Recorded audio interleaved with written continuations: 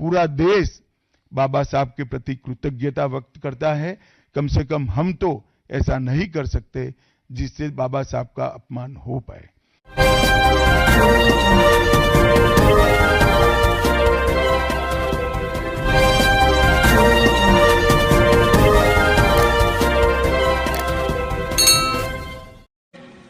अभी एक फैशन हो गया है, आम्बेडकर आम्बेडकर आम्बेडकर आम्बेडकर आम्बेडकर आम्बेडकर।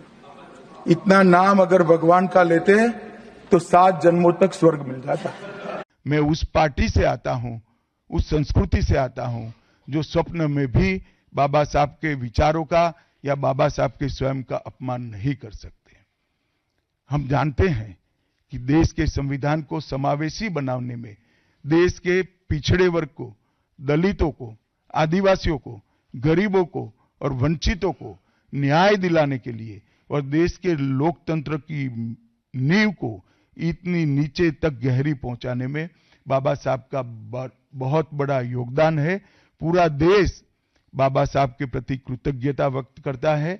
कम से कम हम तो ऐसा नहीं कर सकते जिससे बाबा साहब का अपमान हो पाए।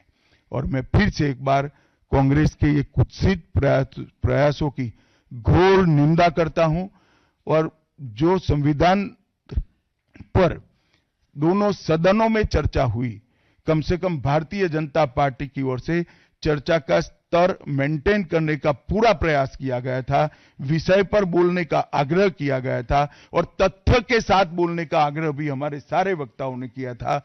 वो सारे प्रयास पर कांग्रेस ने पानी फिरा है और मैं मानता हूं कि देश की जनता इसके इस प्रयास को भी जानती है, उनकी मानसिकता को भी जानती है और उनकी कार्य संस्कृति को भी जानती है।